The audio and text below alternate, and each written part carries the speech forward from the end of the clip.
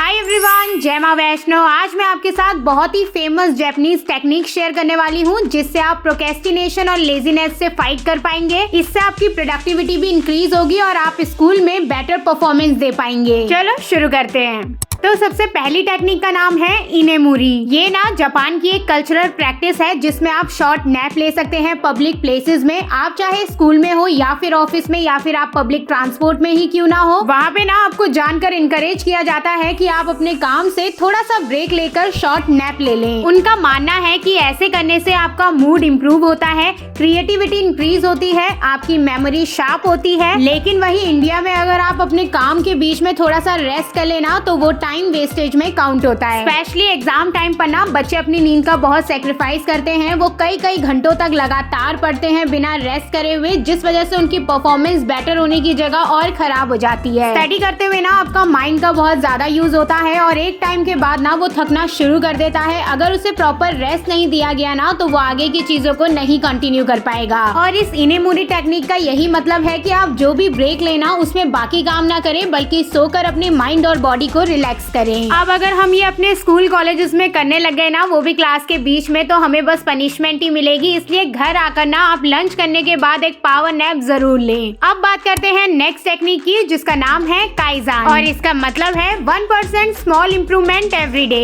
इसको ना एक एग्जाम्पल के थ्रू समझते हैं। एक लेडी को ना अपना वेट गेन करना होता है, जिसके लिए वो डॉक्टर के पास जाती है। वो उनको बताती है कि मैं पिछले कई सालों से ना वेट गेन करने की कोशिश कर रही हूँ, लेकिन सारी तरकीबें फेल हो जाती हैं। डॉक्टर उनको कहता है कि एक्सरसाइज तो तुम कर रही हो, लेकिन जिसमें खाना खाती हो ना उन बर्तनों के साइज को बढ़ा दो। फिर डॉक्टर उनको 21 दिन के बाद बोलता है कि अब तुम 3 मील की जगह ना दिन में 5 मील लेना स्टार्ट कर दो। और ऐसा करते ना कुछ टाइम बाद उनका वेट गेन होने लग गया। जब भी हमें बहुत सारी चीजें एक साथ चेंज करनी होती है ना, तो हम उसको 4-5 दिन तो मोटिवेट होकर करते हैं, लेकिन धीरे धीरे छोड़ देते हैं। इसलिए एक साथ बदल लेने से बेटर है ना कि आप पहली हैबिट को 21 दिन दीजिए और लगातार उस हैबिट को चेंज करिए। 21 दिन बाद जब आपको लगे ना कि ये हैबिट अब मेरे रूटीन में आ गई है, तब आप नेक्स्ट हैबिट पर जाइए। सेम चीज हमें अपनी स्टडी के साथ भी करनी है। एक दिन मोटिवेट होकर ना पूरा सिलेबस खत्म करने की नहीं सोचनी है, धीरे धीरे अपने स्टडी आवर को इंक्रीज करना है। और अगर डेली आप अपने अंदर 1% चेंजेस लाने की कोशिश करेंगे ना, तो ईयर एंड तक आप अपने आप को बिल्कुल न्यू और बेटर पाएंगे। और अब नेक्स्ट जापानीज टेक्निक का नाम है कैनबान। एक बार ना एक स्कूल में 2 बच्चों के ग्रुप को प्रोजेक्ट दिया जाता है।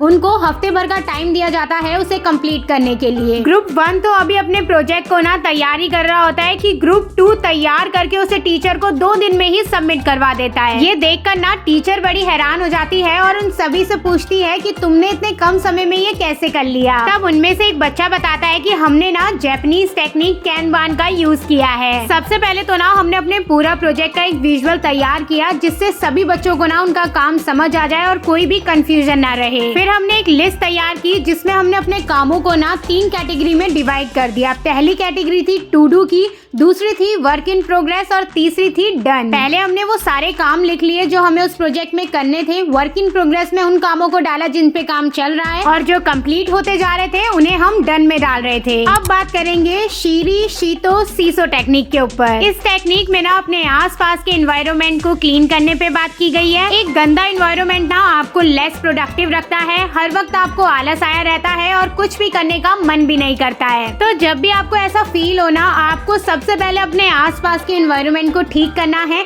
जहाँ भी आप पढ़ते हैं वहाँ पर आपको क्लीनिंग करनी है। जिन जिन सब्जेक्ट की आपको रिक्वायरमेंट है वो बुक्स रखनी है, एक अच्छा सा सेटअप क्रिएट करना है और इसके बाद आपको पढ़ने के लिए बैठना है। देखना अब आपको आलस भी नहीं आएगा और आप पढ़ने के लिए मोटिवेट भी हो जाएंगे। नेक्स्ट टेक्निक का नाम है काइकाकू। इस टेक्निक के अकॉर्डिंग ना आप बड़ी से बड़ी प्रॉब्लम को पार कर सकते हैं अगर आप वाई क्वेश्चन टूल यूज करें तो। अब जैसे कि स्टडी करते हुए ना आपका हाथ बार बार फोन में जाता होगा और ये आदत आपसे छूटे नहीं छूट रही होगी। इसके लिए आपको सिंपली बैठना है और अपने आप से ना 5 क्वेश्चन पूछने हैं, जैसे कि मैं इतना ज्यादा फोन क्यों यूज करती हूँ, पढ़ाई के समय मेरा फोन हाथ में क्यों होता है। जैसे जैसे आप क्वेश्चन पूछते हुए उनके आंसर देंगे ना, वैसे ही आप उसके सॉल्यूशन में भी पहुंच जाएंगे। अब चलते हैं अपनी नेक्स्ट टेक्निक के ऊपर, जो कि है दंतोत्सु, जिसका मतलब है set high standard and strive excellence in your work. इसमें ना आपको किसी पर्टिकुलर टाइम टाइम तक किसी एक टास्क में ना अपना मैक्सिमम कंसंट्रेशन लगाना होता है और सारे डिस्ट्रैक्शंस को एलिमिनेट कर देना होता है। अगर आप सोचेंगे कि अगले 2 घंटे में मैं अपना होमवर्क भी कर लूँ, सैंपल पेपर भी सॉल्व कर लूँ और रिवीजन भी कर लूँ, तो आप इनमें से कुछ भी नहीं कर पाएंगे। वहीं पर अगर आप ये स्ट्रेटेजी बनाएंगे कि 30 मिनट्स तक मैं अपना होमवर्क करूंगा, फिर मैं 10 मिनट का ब्रेक लूंगा, फिर अगले 30 मिनट तक सैंपल पेपर सॉल्व करूंगा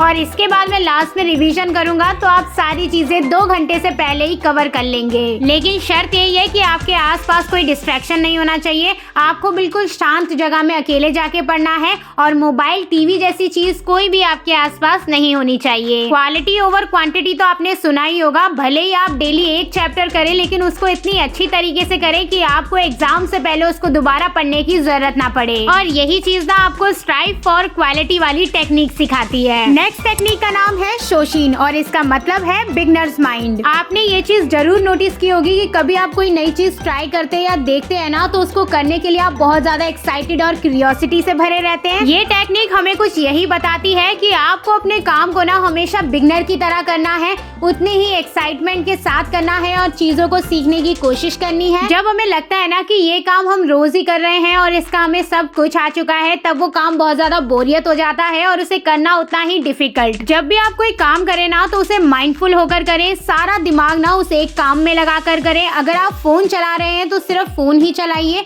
खाना खा रहे हैं तो उस वक्त सिर्फ खाना ही खाइए। आपको मल्टीटास्किंग को इग्नोर करना है, जैसे कि आप पढ़ रहे हैं और साथ में खाना खा रहे हैं, फोन चला रहे हैं साथ में खाना खा रहे हैं। इसको ना प्रोडक्टिविटी किलर कहा जाता है। जहाँ पे आपके पास समय कम है वहाँ पर बात अलग है, लेकिन ये आपके रूटीन का पार्ट नहीं होना चाहिए। अब चलते हैं अपनी लास्ट टेक्निक के ऊपर, जो कि है हारा हाचीबू। एक दिन ना बंटी का जापानीज दोस्त उसके घर खाना खाने आया। बंटी ने तो 4 पराठे खा लिए, लेकिन उसका जापानीज दोस्त ना 2 पराठे खाकर ही साइड में बैठ गया। उसकी मम्मा को लगा कि वो शर्मा रहा है इसलिए नहीं खा रहा है, और पूछने पे पता लगा कि इसका तो कुछ और ही रीजन है। उसने बताया कि हमारे कल्चर में ना जितनी भूख लगी है उसका सिर्फ 80% ही खाया जाता है, बाकी 20% अपना स्टमक एम्प्टी रखा जाता है, जिससे ना हमारी 100% एनर्जी डाइजेशन में नहीं यूज होती है और इस वजह से हमें नींद और आलस भी नहीं आता है। और ये बात सुनने के बाद ना बंटी की मम्मी ने भी डिसाइड किया कि अब से मैं यही टेक्निक फॉलो करूंगी। चलो, आई होप इनमें से कोई ना कोई टेक्निक आप जरूर फॉलो करें और वो आपके एग्जाम में काम आए। कैसी लगी आपको आज की वीडियो मुझे कमेंट में जरूर बताते हुए जाना। वीडियो अच्छी लगी हो तो वीडियो को लाइक कर देना, चैनल को सब्सक्राइब कर देना। मैं मिलती हूँ आप सबसे बहुत जल्द नेक्स्ट वीडियो में, तब तक अपना ध्यान रखना। Okay, bye bye.